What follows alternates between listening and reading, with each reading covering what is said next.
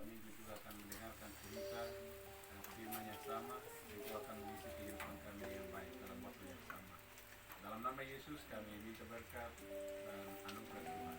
Haleluya, amin. Kita membaca secara pergantian. Saya berharap seluruhnya itu ada 27 ayat. Jadi kita bisa jemaat membuka dan secara bersama-sama kita membaca isi ceritanya sambil mengerti ayat demi ayat. 2 Raja-Raja pasal 5 ayat 1 sampai 27. Naaman disembuhkan. Kalau sudah ditemukannya, kita mulai membaca secara berempat. Ayat 1. Sudah? Naaman panglima Raja Aram. 1, 2, 3. Naaman panglima Raja Aram adalah seorang pada di dalam Tuhan dan sangat bersedia. Sebab dia Tuhan telah memberikan kemenangan kepada orang Aram, tetapi orang itu orang Aram benar keluar berterobatan dan membawa tertawan seorang anak perempuan dari negeri Israel. Ia menjadi badan yang berkatalah itu kepada Jonas, sekiranya waktu istana nabi yang di Samaria itu, maka tentulah nabi itu akan membuka dia dari penyakitnya. Lalu pergilah Naaman memberitahukan kepada tuannya, katanya, beginilah kata-kata kepada gadis yang dari negeri Israel itu. Maka jawab Raja Aram, baik, pergilah, aku akan mengirim surat kepada Raja Israel. Lalu pergilah Naaman dan membawa sebagai persembahan kesembuhan talenta perak dan 6.000 sikal emas dan 10 potong pakaian. Ia menyampaikan surat itu kepada Raja Israel yang berbunyi, sesampainya surat ini kepadamu, maklumlah kiranya bahwa aku menyuruh kepadamu Naaman, pegawaiku, supaya engkau menyembuhkan dia dari penyakit kustanya. Segera sesudah Raja Israel membaca surat itu, dikoyakkannya pakaian serta berkata, alangkah aku ini yang dapat mematikan dan menghidupkan, sehingga orang ini mengirim pesan kepadaku supaya aku sembuhkan seorang dari penyakit kustanya. Tetapi sesungguhnya perhatikanlah dan lihatlah, ia mencari gara-gara terhadap aku. Segera sesudah didengar Elisa abdi Allah itu bahwa dia raja yang mendapat pakaiannya, dikirimnyalah pesan kepada raja, bunyinya, mengapa engkau mengoyakkan pakaianmu? Biarlah ia datang kepadaku, supaya ia tahu bahwa ada seorang nabi Israel. Kemudian datanglah Naaman dengan kudanya dan keretanya, lalu berhenti di depan pintu rumah Elisa. Elisa menyuruh seorang suruhan kepadanya, mengatakan, pergilah mandi 7 kali dalam sungai Yordan, maka tubuhmu akan pulih kembali sehingga engkau menjadi tahir. Tetapi pergilah Naaman dengan gusar sambil berkata, aku sangka bahwa setidaknya ia datang keluar dan berdiri memanggil nama Tuhan Allahnya, lalu menggerak-gerakkannya tangannya di atas tempat penyakit itu, dan dengan demikian menyembuhkan penyakit kustaku. Bukankah Abada dan Parpar, sungai-sungai Damsik, lebih baik dari segala sungai di Israel? Bukankah aku dapat mandi di sana menjadi tahir? Kemudian berbalinglah ia dan pergi dengan panas hati. Tetapi pegawai datang dan berkata kepadanya, Bapa, seadanya nabi itu ada suka kepadamu, bukankah Bapa akan melakukannya? Apalagi sekarang dia hanya berkata kepadamu, mandilah dan engkau akan menjadi tahir. Maka pergilah ia membenamkan dirinya di dalam sungai Yordan. Sesudah yang menghadap Allah itu, lalu pulihlah tubuhnya kembali seperti seorang anak dan ia menjadi tahir. Kita sampai di situ ya, karena panjang jadi. Nah kalau menarik sekali baca terus itu, aduh luar biasa. Setelah itu dia turun ke sungai, menenamkan tubuhnya ke sungai Yordan, kemudian tahirlah dia sembuh. Setelah dia begitu sembuh, dia kembali segala harta yang tadi kita lihat bawah itu, dia serahkan kepada Nabi Elia. Karena dia mungkin rasa malu-malu sedikit ke Nabi Elia, karena dia mengharapkan supaya lebih dekat lagi hamba Tuhan datang, baru seperti kita kebiasaan di lingkungan kita letakkan tangan di kepala dan doakan saya seperti itu, rasa puas. Tapi kenapa hanya dari rumah saja dia suruh artinya kasih tahu dia bosi turun saja berarti semua Yordan dan Naaman dia bilang apa, di Dameski saja ada sungai-sungai yang bagus, ada jernih lagi, lebih baik saya turun di sana baru sembuh. Sungai Yordan ini kan kotor-kotor begini, kenapa ini bos sembuh saya, baru dia tidak datang lagi sama saya. Jadi dia besar hati, kemudian dia pergi, lalu panas hati dia ke situ. Tapi hamba-hamba Tuhan atau api-api yang ada di situ membunuh dia. Dia bapak bos, tapi hamba Tuhan jangan melawan begitu. Akhirnya dia ke sana. Begitu dia sembuh kembali, dia punya harta itu serahkan kepada siapa? Nabi Elisa. Tapi Elisa bilang, demi nama Tuhan yang saya layani, saya tidak akan menerima kepunyaan ini. Segala persembahan, talenta, perak, emas, kopawari saya tidak terima. Jadi yang penting, kau sembuh dan selamatlah begitu. Setelah beritahu kepada dia selanjutnya, si Naaman Raja Aram ini, dia berjanji kepada Tuhan, kalau saya kembali ke sana, saya tetap takut kepada Tuhan Allah dan saya layani dia. Jadi hartanya itu dia bawa pulang dan bertanya kembali. Tapi namanya Saheri atau siapa itu, Gehasi ini ada seorang yang namanya ajudannya, sekretaris pribadinya siapa? Nabi Elisa ya. Nabi Elisa ini dia langsung kejar dari belakang. Dia pikir-pikir, hamba Tuhan Elisa, dia bilang kan begini, saya lagi pelayannya demi Tuhan saja, karena dia semua bawaan dia tolak semua. Baru Gehasi dia pikir-pikir, hamba Tuhan ini harus bawa lagi, kita sudah layani lagi, kita sudah sembuh lagi, cuma dia terima kah? Jadi Elisa dia masih di sini, tapi dia tidak terima ini, dia ikuti seorang raja Aram ini, kemudian dia mengikuti dari belakang ke sana. Baru dia rubah dia karang bahwa saya diperintahkan oleh Nabi Elisa bahwa semua yang kau punya harta ini sebagian kasih kepada saya, jadi saya datang dia dari belakang. Lalu dia langsung ini sambut baik, kemudian semua barang yang tadi bawa itu dia kasih kepada siapa?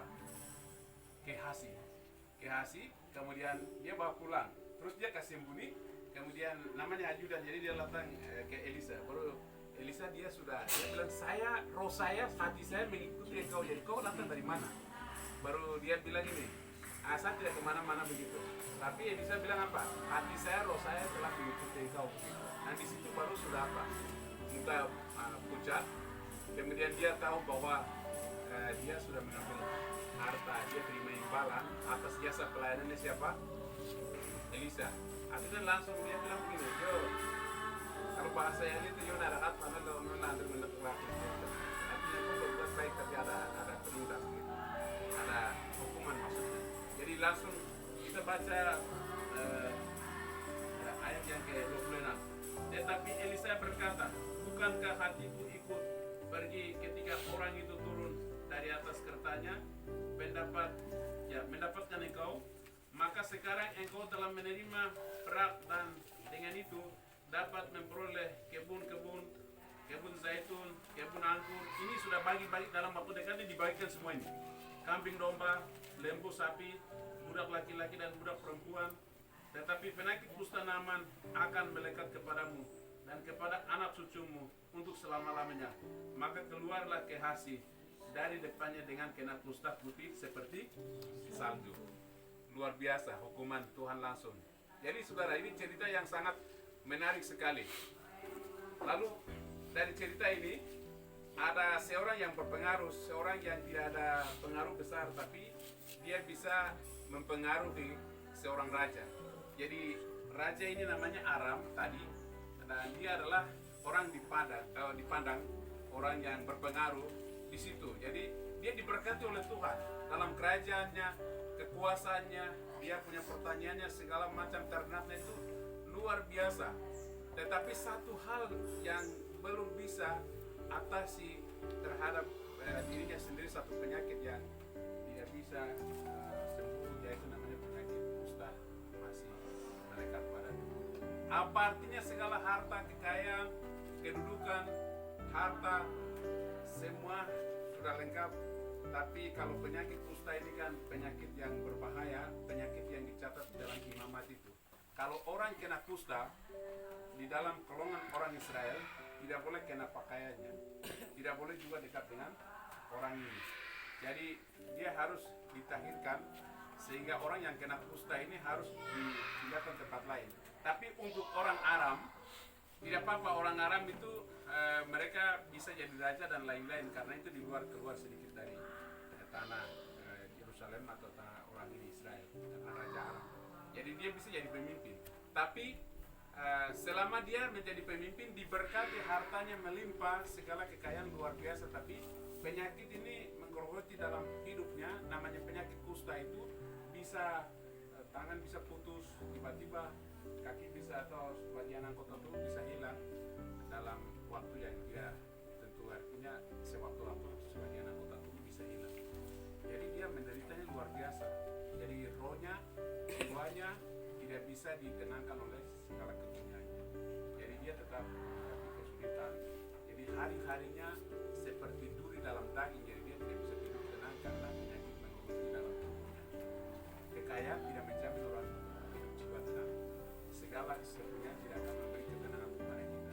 Jadi saat dia penyakit. Tapi ada seorang anak gadis yang dari Israel, dia dipekerjakan sebagai pembantu di dalam rumah tangganya siapa? Naaman. Dan anak perempuan itu kita sudah lihat dari ayat berapa? Ayat pertama ya. Dia luar biasa, seorang anak gadis ini. Dia datang kasih tahu kepada ayat 2, orang Aram pernah keluar memberontak dan membawa ke tertawan seorang anak perempuan dari negeri Israel. Jadi anak negeri Israel itu berarti orang Israel itu dari kecil mereka diajarkan dengan apa? Firman Allah. Kita membaca ada satu anak gadis ini berpengaruh untuk mempengaruhi seorang pejabat negara atau seorang raja. Kita baca Ulangan pasal 6 ayat 7, satu orang baca Ulangan pasal 6 ayat 7.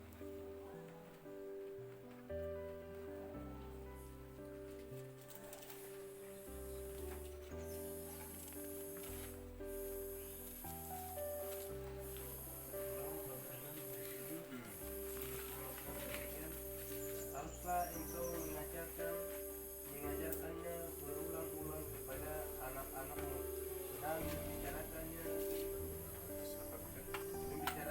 apabila engkau duduk di rumah, Membicarakan firman Allah pada saat duduk di rumahmu. 2. Apabila engkau sedang Dalam perjalanan menceritakan tentang Allah. apabila engkau berbaring, Sambil berbaring berbicara firman Allah. dan apabila engkau bangun. Pada waktu bangun bicara mengenai Elohim. Jadi itulah sekolah minggu kita tinggalkan, terus beritahu firman Allah setiap hari, keluarga membangun dengan resbah doa. Pada waktu engkau duduk, pada waktu engkau jalan, pada waktu engkau bangun, berbaring, harus berbicara terus menerus bahwa Allah itu satu, Allah itu Maha Esa, bahwa Allah itu yang membebaskan kita keluar dari tanah perbudakan. Kemudian sekarang kami bebas. Jadi terus beritahu, dan firman itu mereka menggalungkan itu seperti kalung dalam dada mereka. Kemudian firman itu menyimpan supaya seperti Amsal bilang, masa depanmu sungguh ada, harapanmu tidak akan hilang.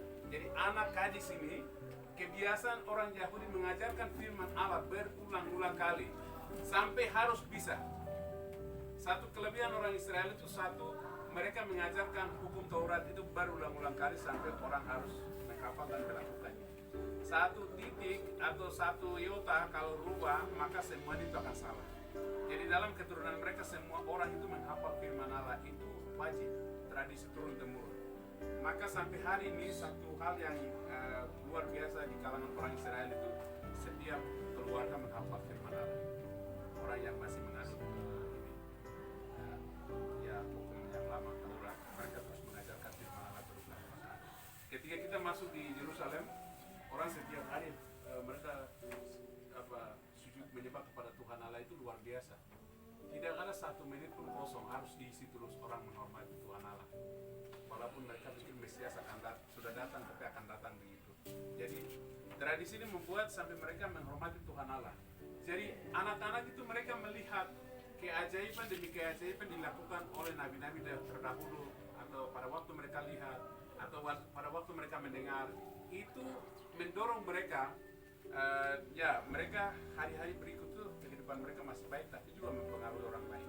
Karena berulang-ulang kali kehidupannya diisi dengan firman Allah, maka kesaksian yang dia lihat apa yang dilakukan oleh nabi-nabi terdahulu maupun Nabi Elisa yang sudah melakukan mujizat. Kita memperhatikan ayat sebelum, Elisa melakukan beberapa mujizat, seperti kita lihat di situ ayat sebelumnya, minyak goreng janda, itu juga dia bisa mujizat yang luar biasa. Kemudian perempuan Sunem dengan anaknya juga ya sudah mati tapi dibangkitkan.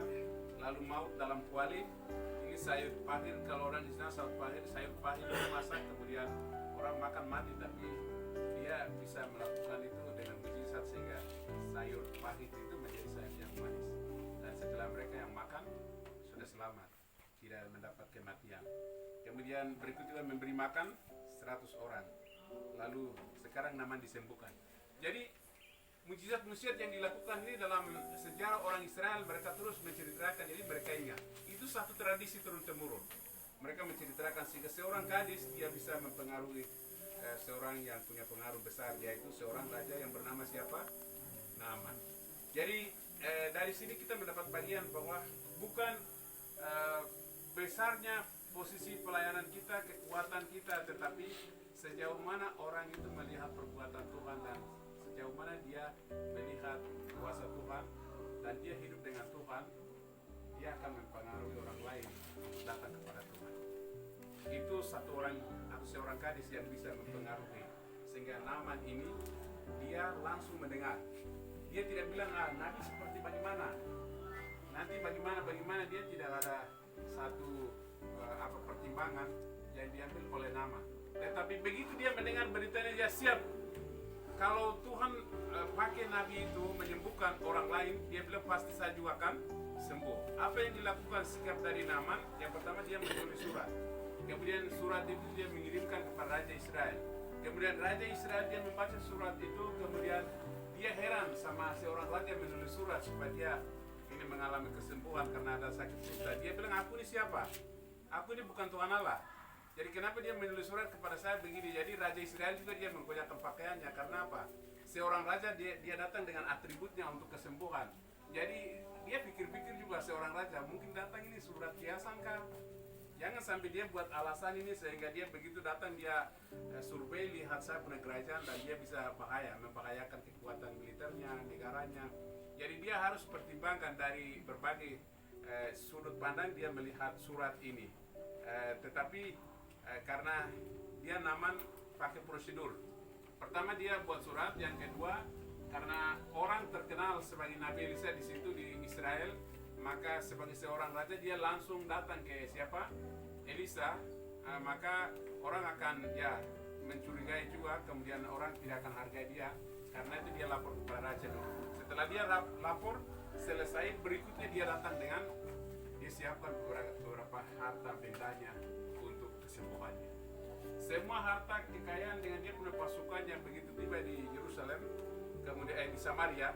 Samaria itu ya dari Yerusalem di sini tapi keluar sedikit ke Samaria. Dan mereka begitu tiba, kemudian di depan rumah Nabi Elisa.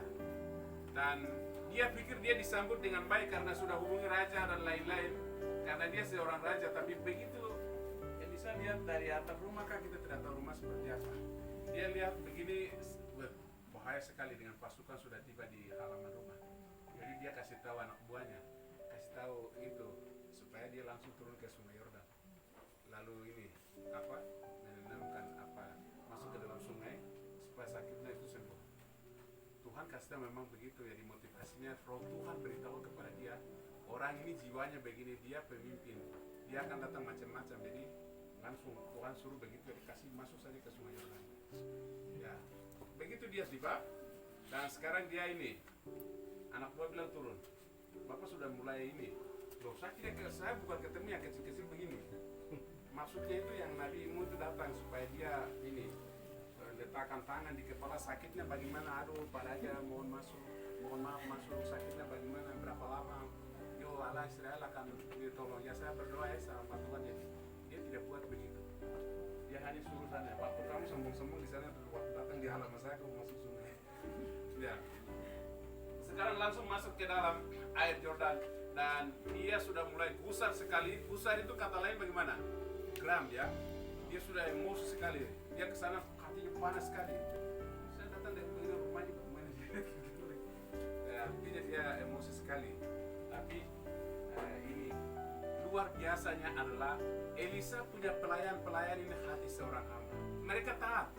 Mereka bilang, Bapak jangan begitu. Apa Tuhan bilang begitu itu konkret saja. Kemudian kau masuk ke situ, ya masuk ke situ pasti sembuh begitu.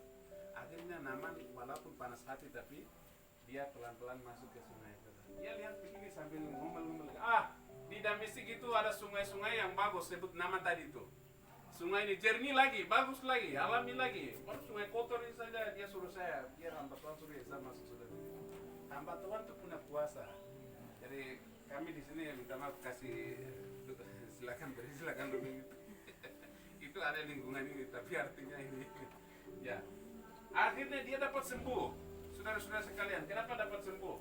Walaupun tadi sudah gusar, ganas, dia emosi sekali, tapi karena hamba-hamba pelayan yang melayani ini punya sikap etika yang baik, mendorong dia sehingga masuk ke situ, sakitnya pulih. Yaitu sakit penyakit yang berbahaya, sakit penyakit di kalangan orang-orang di sekitar kita sekarang juga sakit yang sangat menakutkan. Orang sangat takut terhadap penyakit ini. Penyakit ini bersifat melumpuhkan orang. Penyakit ini mematikan orang. Penyakit ini setiap detik seperti duri dalam daging sehingga orang tidak akan duduk tenang, tidur tenang, jiwanya aman itu tidak ada. Kalau kita memperhatikan di YouTube itu, saya kemarin lihat itu bahaya sekali penyakit ini. Banyak orang memunculkan diri, banyak orang mereka tinggal di tempat yang tersembunyi dan kesempatan mereka yang tidak begitu baik. Seorang raja dia menghadapi kesulitan yang sangat besar. Dia tidak sadar penyakitnya, tetapi dia masih ego, dia masih sombong. Tetapi hamba Tuhan perintahkan, akhirnya dia masuk telah sembuh. Amin. Ketaatan, walaupun dia adalah seorang raja, tapi terakhir dia taat. Ketaatan itu mendahului kesembuhan. Bukan kegusaran hati, keganasan itu adalah penyakit akan bertambah. Tetapi karena dia mendengar hamba Tuhan, sehingga dia mengalami kesembuhan. Begitu dia sembuh, dia semangat sekali. Dia memuji Tuhan. Dia bilang saya akan kembali ke Guil sana, saya akan menyembah Tuhan begitu. Jadi kayaknya dia belum bertobat juga ini. Dia hanya Allah memberkati, berkat-berkatnya dia terima. Karena ceritanya dia bilang begini, saya kembali lagi ke Guil saya di sana, tapi saya akan mengingat Tuhan. Berarti masuk dalam Guilnya penyembahan yang lain, tapi dia bilang dia ingat Tuhan begitu. Dia berdoa lagi begitu. Dia ke sana, motivasi yang salah itu membuat sampai sekarang dia sembuh, bawa segala harta benda itu serahkan kepada Elisa. Tapi Elisa bilang apa? Saya tidak menerima, dia menolaknya. Demi Tuhan Allah yang saya layani, demi Allah Israel yang saya layani, aku yang adalah hanya pelayan saja. Jadi saya tidak layak menerima, dan dia menolak semua harta sebagai tanda ucapan terima kasih. Seorang hamba Tuhan yang sikap tegas menolak tawaran itu. Saya waktu perjuangan Lukas maju gubernur ini, waktu dia maju di Korpun, saya tanda tangan karena pendeta Likus dia menangis ke sana. Jadi saya tanda tangan supaya ini orang Gidi satu-satunya masuk ini provinsi. Jadi setelah itu wilayah atas nama wilayah waktu itu kami tanda tangan, dan di Kimnyal itu hari mereka dapatnya uang 200.000, jadi setelah 100 ini Korpun 100. Saya tanda tangan, tapi dia masih hafal saya. Waktu sebelum pemilihan masuk, kita rapat BPL di Mamit, kemudian saya masih ada ketua wilayah di Pak Lukas Banto dengan Pak Dipius. panggil di rumah Pak Wesley, kemudian kami doakan Lukas. Jadi waktu kampanye jalan dia ingat saya betul bahwa di mana ketua wilayah Kidi ada, dia pegang orang baik-baik. Dan dia telepon saya langsung, kemudian dia bilang, Bapak kirim nomor rekening, saya akan ini. Apa maksud dia itu pasti kirim uang begitu. Ya, tapi saya bilang, Bapak saya belum kerja, nanti selesai dulu begitu. Kalau hari itu saya kasih rekening kan dia kasih uang dan saya tidak mengerjakan sesuatu, saya terima uang itu. Jadi kita harus sikap tegas kalau sesuatu motivasi yang tidak benar kita harus apa? Tolak. Karena kita belum mengerjakan dan uang duluan datang, kita akan hancur di situ. Dan saya masih ingat cerita ini ketika Lukas sampai hari ini baru bisa belum ketemu. Ya, puji Tuhan. Akhirnya saya tolak itu sama sekali dan tidak kirim rekening. Saya cerita sama istri saya sekali. Itu politik itu sesat. Kok kasih boleh dia bilang begitu, Mama bilang. Nanti bahaya kita hancur begitu. Saudara sekalian, jadi seperti begitu. Kenapa Elisa dia tidak menerima imbalannya? Karena dia tahu kembali ke kuil lagi. Dia sembuh sesat tapi dia ke sana. Jadi dia bilang saya hanya pelayan kamu sembuh supaya ada kesaksian di seluruh Israel, di tanah orang kafir bahwa Allah Israel itu benar-benar ada. Jadi kejar itu. Targetnya Nabi Elisa menyembuhkan orang sakit. Sebentar lagi kapak tenggelam di sungai Yordan ditimbul kembali. Kemudian sayur pahit itu dijadikan sayur apa? Ya, manis lagi. Kemudian anak janda itu mati tapi dibangkitkan. Semua mujizat yang dilakukan oleh Nabi Elia tujuannya supaya banyak bangsa-bangsa lain mengenal siapakah Tuhan Allah. Salah satunya adalah seorang gadis Israel yang ditawan pada waktu itu, sama-sama dia ada di situ, tapi seperti Daniel, seperti Mesa, Abednego, dia tidak menyangkal Tuhan Allahnya, tetapi dia mempengaruhi seorang raja Aram. Akhirnya dia tahu bahwa Allah itu penyelamat bangsa Israel. Jadi akhirnya itu yang terjadi. Yang banyak masalah terjadi di situ adalah begitu harta itu diserahkan, Elisa tolak, tetapi berikut seorang pembantunya dia kejar dari belakang. Dan kita baca tadi. Akhirnya siapa? Aram sudah mempersembahkan kebun zaitun, kebun anggur, domba, semuanya kasih kepada dia sepengetahuan siapa? Nabi Elisa. Sepengetahuan. Setelah dia tiba-tiba ke sana kejar dari belakang, tadi saya cerita itu, semua harta itu dia terima. Tiba-tiba dalam waktu dekat Elisa masih di rumah, mereka bagi-bagi di sana. Oke, tanah ini, kebun zaitunnya ini, kebun ini, kambing dompanya, pokoknya batas sekian-sekian, itu saya sudah serahkan sama kamu begitu. Mungkin talenta segala macam di tangan itu mungkin kasih ke dia. Jadi cepat-cepat dia kasih sembunyi dulu, baru pura-pura baik-baik datang lagi kepada Elisa. Baru Elisa baru dia tanya, kau dari mana datang? Dia bilang, saya tidak kemana-mana. Hati saya, roh saya sudah mengikuti kau. Hari ini sudah berkata kepada kamu, penyakit kusta yang digerogoti atau yang sedang bertahun-tahun melekat kepada Raja Aram itu sekarang pindah kepada kamu. Karena kamu sudah mengambil hak. Bukan haknya kau mengambil. Jadi akibatnya hukuman itu turun, penyakit kusta yang ada pada Naaman itu dipindahkan kepada siapa? Kasih. Dan itu kusta itu ada jenis banyak jenis. Jadi ini di kusta yang dipindahkan kepada Kahasi itu adalah kusta berwarna apa tadi? Putih, pakaikan apa tadi? Sapi. Itu yang sangat luar biasa. Yang begitu itu yang bahaya punya. Dia akan bisa tangan putus sendiri atau dia akan ini begini semua. Itu bahaya punya. Saudara-saudara sekalian dari kisah ini. Sering di mana-mana kita pelayan-pelayan di sini hamba Tuhan belum banyak, tetapi sesuatu saya lihat di gereja di Indonesia ini kita ada masalah banyak sekali. Kami di gereja kami sudah bilang bahwa yang lain-lain ini kami lakukan lain-lain ini tidak, tapi orang jalan dengan keinginannya sendiri. Saya lihat macam STT gini, gereja secara resmi ada, tetapi ada kelompok yang kecil mereka bekerja keras dengan jalannya sendiri. Keputusan gereja sudah ada, tapi orang mengatur dengan caranya sendiri. Ini kan sesuatu yang berjalan dengan kehendak Allah. Banyak tempat yang lain orang melakukan itu. Mereka pikir melakukan kehendak Allah, tetapi orang tidak melakukan kehendak Allah. Jadi keputusan gereja sendiri, keputusan pribadi orang sendiri. Dalam gereja memutuskan bahwa ini boleh, itu tidak, tetapi orang lain bukan hamba Tuhan, tapi mereka ambil alih tugasnya. mereka dapat hukuman. Dan ini hukumannya akan diturunkan kepada mereka. Penyakit yang sangat menakutkan itu akan terjadi. Dari pelajaran kali ini kita mengambil kesimpulan dari semuanya bahwa satu, ketaatan itu luar biasa. Ketaatan itu penting. Dalam ketaatan itu tujuannya adalah kita memuliakan Tuhan, supaya menyatakan kuasa Allah Elohim Israel itu, bahwa Allah itu benar-benar ada. Kemudian yang berikut, kita tidak boleh mengambil haknya Tuhan.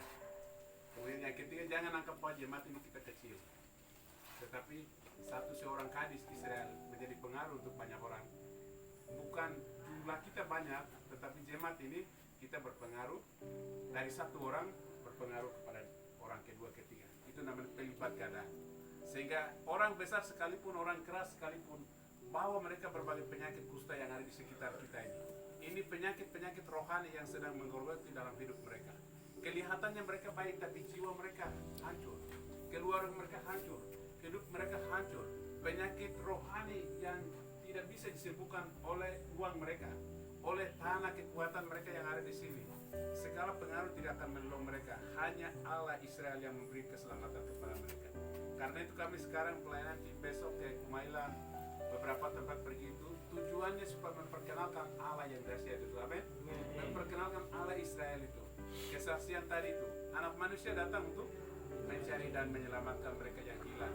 Di hamba Tuhan Anton bersaksi Lukas pasal 19 ayat 10. Jadi kita harus bersaksi turun-temurun, seorang anak perempuan bersaksi tentang Allah Israel, supaya di dalam dia itu ada mujizat, di dalam dia itu ada kuasa, dan di dalam dia itu tidak boleh ada manipulasi. Di dalam dia itu kita melakukan pelayanan dengan benar.